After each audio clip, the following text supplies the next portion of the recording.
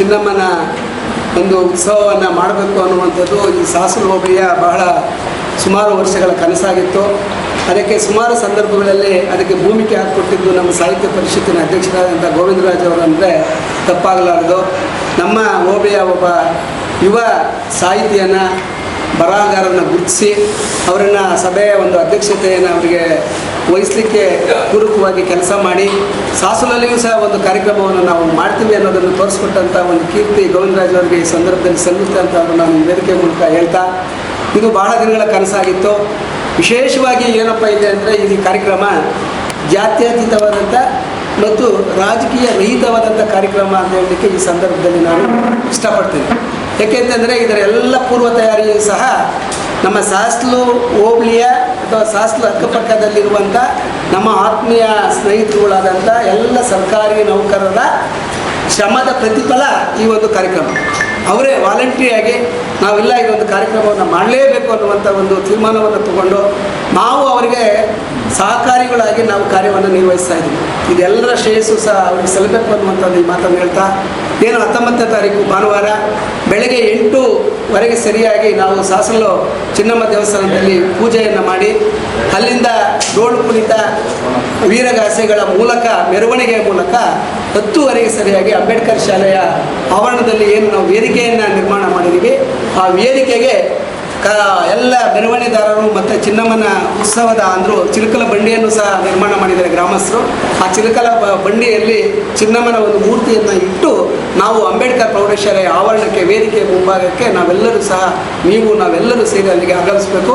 ತದನಂತರ ವೇದಿಕೆಯ ಕಾರ್ಯಕ್ರಮ ಇರ್ತದೆ. 10:30 ವೇದಿಕೆಯ ಕಾರ್ಯಕ್ರಮ ಪ್ರಾರಂಭ ಆಗುತ್ತೆ.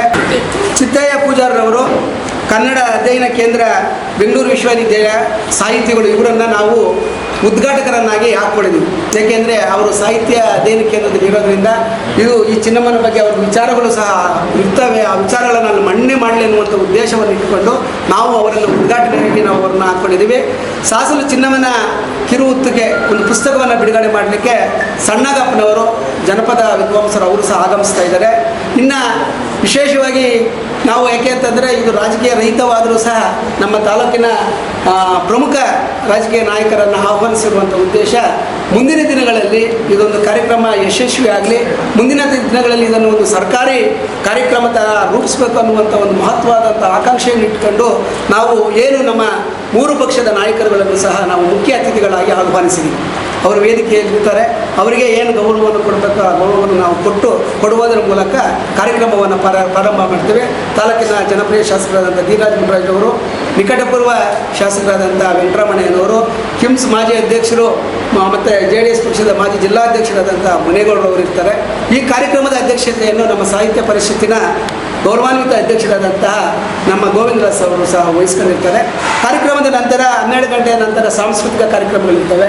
ಸಾಂಸ್ಕೃತಿಕ ಕಾರ್ಯಕ್ರಮಗಳಲ್ಲಿ ಏನೇನಿರ್ತವೆ ಅನ್ನುವಂಥ ವಿಚಾರವನ್ನು ಇಲ್ಲಿ ಸುಗಮ ಸಂಗೀತ ಇರುತ್ತೆ, ಭರತನಾಟ್ಯ ಇರುತ್ತೆ, ಜನಪದ ನೃತ್ಯ ಇರುತ್ತೆ, ಡೋಳು ಕುಣಿತ, ಮಾಮೂಲಿ ವೀರಗಾಸೆ ಇವೆಲ್ಲವೂ ಸಹ ನಾವು ವೇದಿಕೆಗೆ ಬರಬೇಕಾದಂಥ ಸಂದರ್ಭದಲ್ಲಿ ಇದನ್ನೆಲ್ಲವನ್ನು ಬಳಸ್ಕೊಂಡು ಬರ್ತೀವಿ.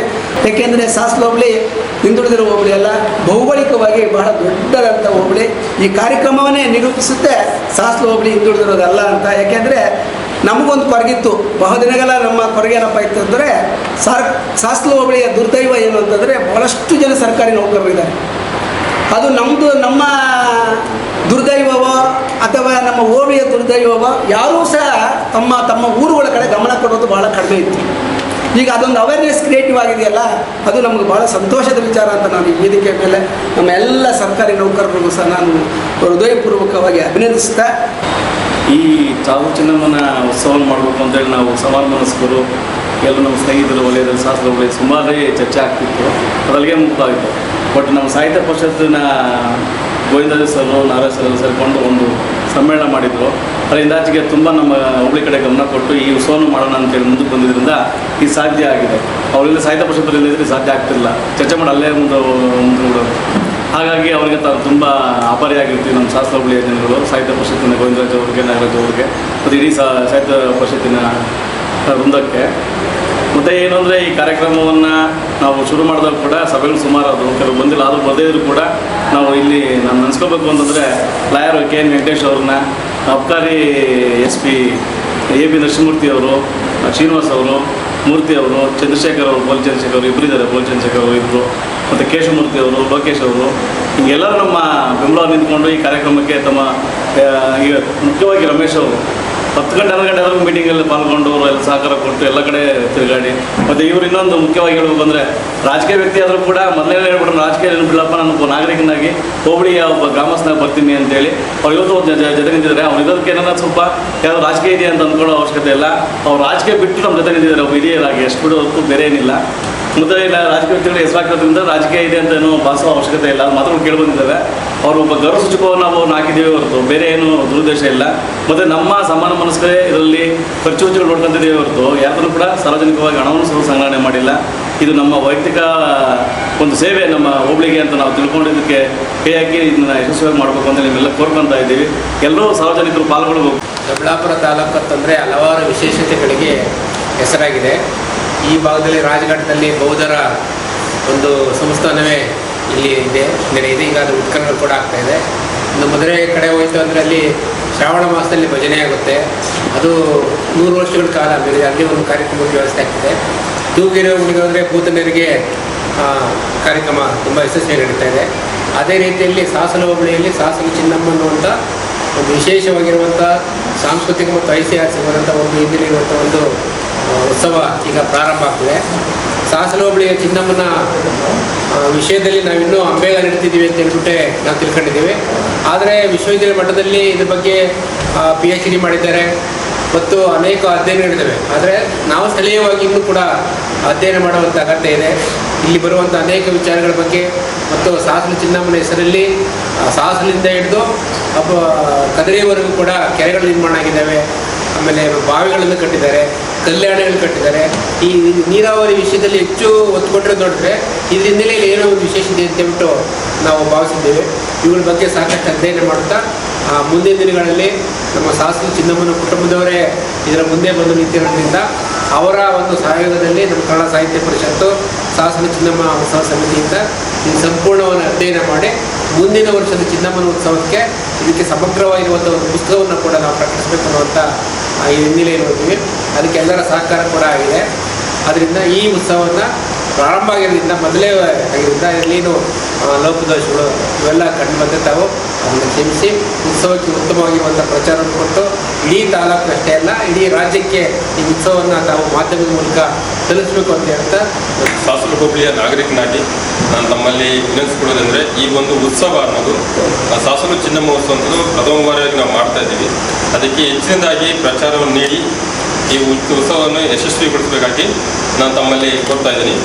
ನಾವು ಈ ಒಂದು ಸಾಸಲ ಚಿನ್ನಮ್ಮ ಉತ್ಸವದ ಸಾಸಲ ಚಿನ್ನಮ್ಮ ಅನ್ನುವಂತಹ ವ್ಯಕ್ತಿ ಮೋಸ್ಟ್ಲಿ ನಮ್ಮ ಭಾಗದಿಂದ, ನಮ್ಮ ಸಾಸಲ ಹೋಬಳಿ ಮತ್ತು ದೊಡ್ಡಬಳ್ಳಾಪುರ ಭಾಗದಿಂದ ಆಂಧ್ರದ ಕದ್ರಿವರೆಗೂ 2 ರಾಜ್ಯಗಳನ್ನು ಒಳಗೊಂಡು ಒಂದು ಐತಿಹಾಸಿಕ ವ್ಯಕ್ತಿಯಾಗಿ ನಿಂತಿದ್ದಾರೆ. ಅದರ ಪ್ರಚಾರ ಇಲ್ಲ. ಹಾಗಾಗಿ ನಾವು ಮತ್ತು ನಮ್ಮ ಜನ್ರೇಷನ್ನು ಮತ್ತು ನಮ್ಮ ಪೂರ್ವಿಕರವರೆಗೂ ಇದರ ಮಾಹಿತಿ ಇದೆ. ನಮ್ಮ ಮಕ್ಕಳಲ್ಲಿ ಆ ಮಾಹಿತಿ ಇಲ್ಲ. ಅವರು ಮಾಡಿರ್ತಕ್ಕಂಥ ಸಾಧನೆ ಕೆಲವೊಂದು ನೀರಾವರಿ ಸೌಲಭ್ಯ ಮಾಡಿರ್ಬೋದು ಅಥವಾ ಸಾಮಾಜಿಕವಾಗಿ ಮಹಿಳಾ ಸಬಲೀಕರಣ ಒಂದು ಶಕ್ತಿಯಾಗಿ ಬೆಳೆದು ನಿಂತು ನಮ್ಮ ಭಾಗದಲ್ಲಿ ಆ ಮಹಿಳಾ ಶಕ್ತಿಯಾಗಿ ಒಂದು ಕಾಣಿಸ್ಕೊಂಡಿದ್ದಾರೆ. ಸುಮಾರು ಇವರ ಕಥೆಯನ್ನು ಹೇಳ್ತಾ ಹೋದರೆ 5 ದಿನಗಳು 5 ರಾತ್ರಿ ಸಮೇತ ಹೇಳುವಂತಹ ಇದಿದೆ. ಹಾಗಾಗಿ ಅಂತಹ ಸಾಧುಮಣಿ ಚಿನ್ನಮ್ಮನ ನಾವೊಂದು ಉತ್ಸವವನ್ನು ಮಾಡಬೇಕು ಅಂತ ಪಣ ತೊಟ್ಟಾಗ ನಾವೆಲ್ಲರೂ ಕೂಡ ಸೇರಿಕೊಂಡು ಇದು ಮಾಡಿದಾಗ ಸಾರ್ವಜನಿಕರು ಕೂಡ ಎಲ್ಲ ಸೇರ್ಕೊಂಡು ಮಾಡ್ತಾ ಇದ್ದಾರೆ. ತುಂಬ ಅದ್ಭುತವಾಗಿ ಮತ್ತು ಸಾಂಸ್ಕೃತಿಕವಾಗಿ, ಸಾಮಾಜಿಕವಾಗಿ, ರಾಜಕೀಯೇತರವಾಗಿ ಮಾಡಿರ್ತಕ್ಕಂಥ ಕಾರ್ಯಕ್ರಮ. ಹಾಗಾಗಿ ತಾವೆಲ್ಲರೂ ಕೂಡ ವ್ಯಾಪಕವಾಗಿ ಪ್ರಚಾರ ಕೊಟ್ಟು ತಾವು ಕೂಡ ಇದರಲ್ಲಿ ಭಾಗಿಯಾಗಿ ನಮ್ಮ ಭಾಗದಲ್ಲಿರ್ತಕ್ಕಂತಹ ಭೌಗೋಳಿಕವಾಗಿರ್ತಕ್ಕಂತಹ ವೈವಿಧ್ಯತೆಗಳು ಹಾಗೂ ಶ್ರೀಮಂತಿಕೆಯನ್ನು ಗುರುತಿಸಬೇಕು. ಮತ್ತು ನಮ್ಮಲ್ಲಿ ಕೂಡ ಸಾಮಾಜಿಕ ಮತ್ತು ಸಾಂಸ್ಕೃತಿಕವಾಗಿ ಬೆಳೀತಕ್ಕಂತಹ ವಾತಾವರಣ ಸೃಷ್ಟಿಯಾಗೋದಕ್ಕೆ ತಾವೆಲ್ಲರೂ ಕೂಡ ಸಹಕರಿಸಬೇಕು ಅಂತ ಕೇಳ್ಕೊಳ್ತಾ